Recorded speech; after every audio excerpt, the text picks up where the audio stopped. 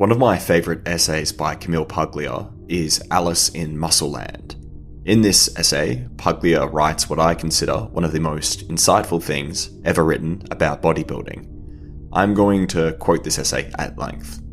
Bodybuilders, imitating on stage the Farnese Hercules and Michelangelo David, seek what they call the Apollonian ideal, a sharply visual, sculptural outline. I have elsewhere demonstrated at length that Western personality, like Greek athletics, law, logic, philosophy, architecture, and drama, is an Apollonian construction. In other words, it is a work of art, a protest against nature. The quest for masculinity recapitulates the birth of civilization and the history of high art.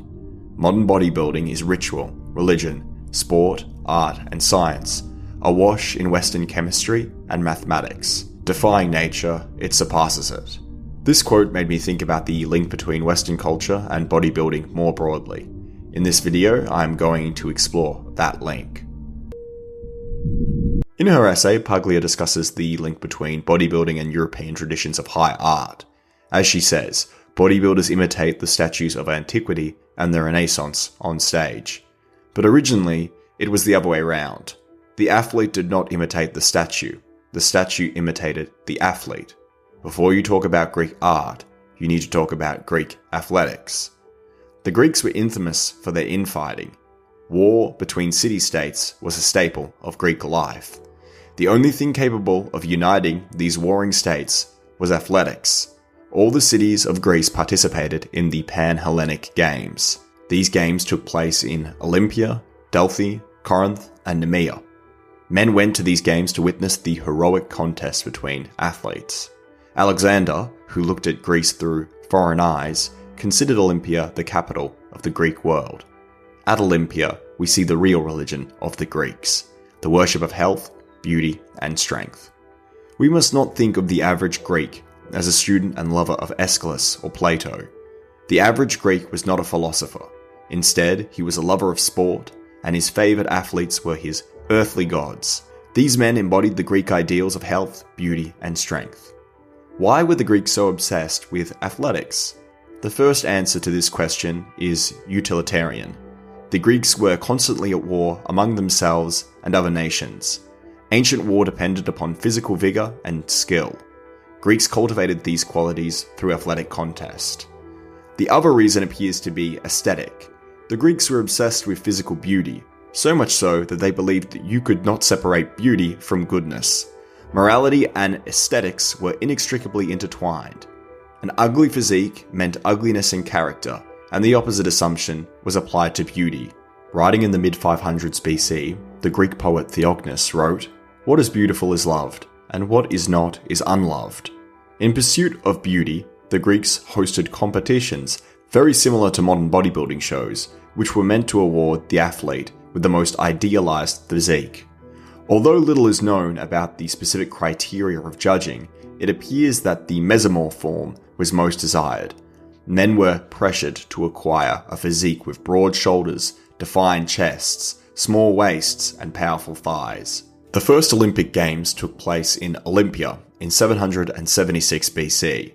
This is one of the earliest events that was recorded in Greek history. The Greeks began keeping records of the victors in the various athletic competitions during this time. The most popular athletic competitions in ancient Greece were running, combat sports, discus throwing, javelin throwing, and chariot racing. In the 6th century, contests in music, poetry, pottery, sculpture, and painting were added to the games. Men would compete not only in wrestling, but in artistic endeavours.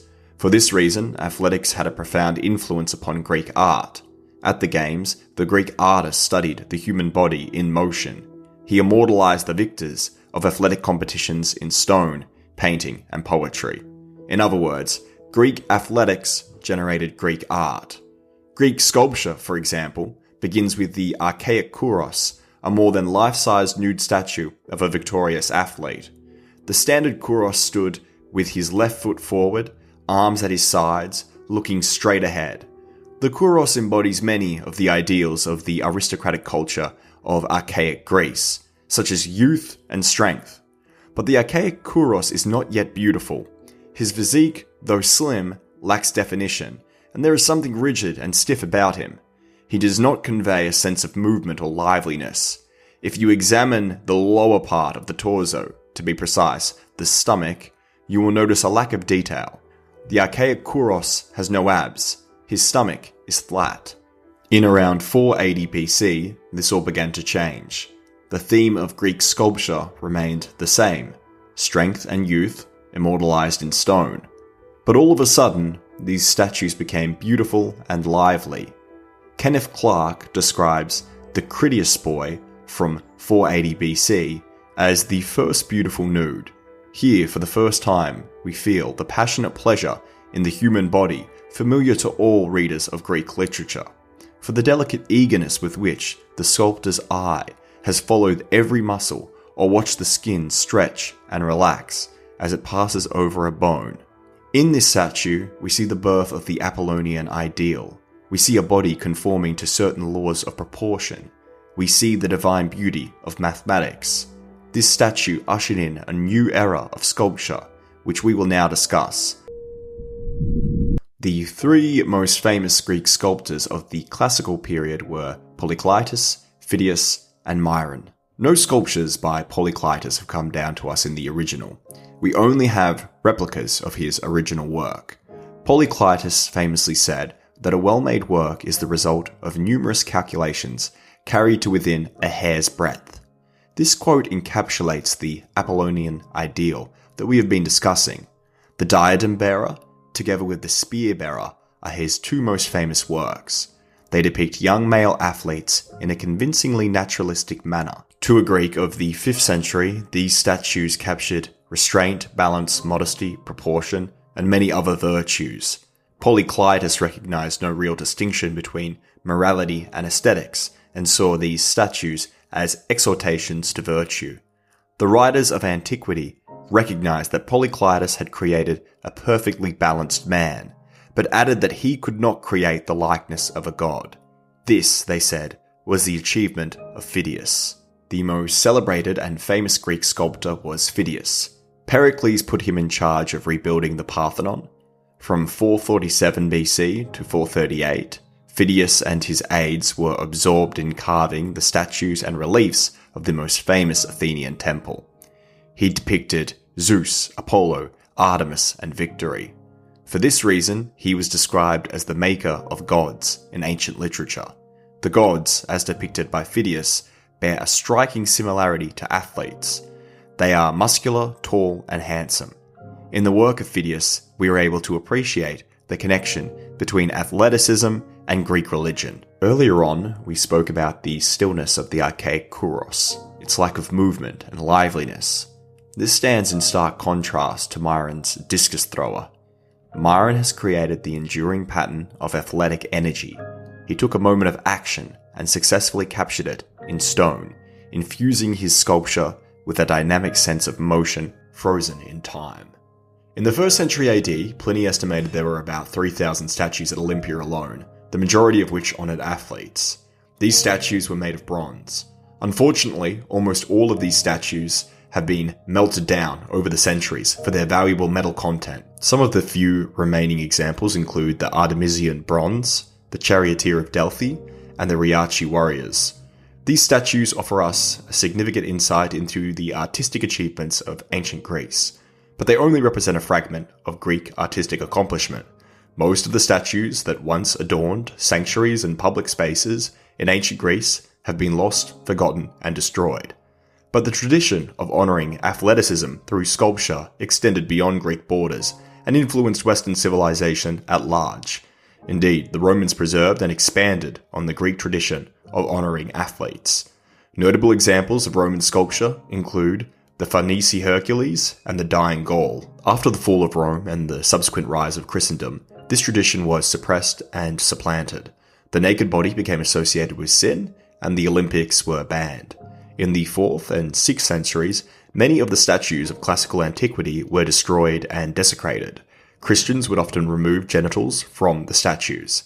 But Christianity never did completely defeat paganism, which once again began to flourish during the Renaissance. During this time, the Christian taboo on the naked body began to break down. To quote Puglia once again, Christ relapsed into Adonis. Michelangelo depicted the naked athlete on the roof of the Sistine Chapel. This would have been unthinkable in the Middle Ages, but during the Renaissance, the nude once again became a central subject of European high art. Some notable works from this time include Michelangelo's David, Cellini's Perseus with the head of Medusa, and Bandinelli's Hercules and Cacus. This ancient Greek tradition of honouring athletes, which was revived during the Renaissance, persisted throughout the centuries. Successive generations of European sculptors honoured the athletic body in works of stone. In the 19th century, the Olympic Games were themselves revived. The ancient tradition of honouring athletes and participating in athletics was embraced all over Europe, but perhaps nowhere more so than in Italy and Germany. This brings us to the topic of fascism, physical culture, and plastic art. The ancient tradition of honouring athletes in art was fervently embraced by fascist Italy and Nazi Germany. In addition to creating art that celebrated athletes, these countries promoted physical culture. We will begin by discussing the artwork of fascist Italy. Perhaps the best example of fascist Italy's commitment to physical culture is the Foro Mussolini. The Foro Mussolini, also known as the Foro Italico, is a large sports complex in Rome, Italy. Construction of this complex began in the early 1930s, and it was officially inaugurated in 1932 as a symbol of Mussolini's vision of Italy's athletic and imperial prowess. The most iconic part of the complex is the Stadium of Marbles. This stadium is surrounded by numerous classical-style statues, which depict various athletes and sports. These statues were created in the style of ancient Greek and Roman art, and were intended to evoke a sense of classical grandeur and physical strength. The Nazis also honoured the athletic body in art and culture. The most obvious example of this is Leni Riefenstahl's 1936 film, Olympia.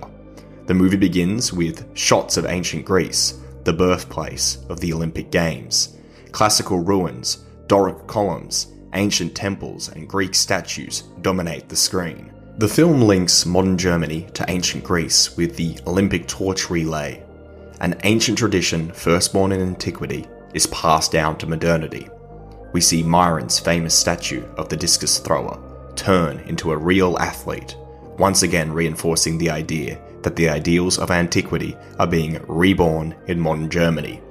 In the 1936 Olympics, artists would compete alongside athletes, just like in ancient Greece.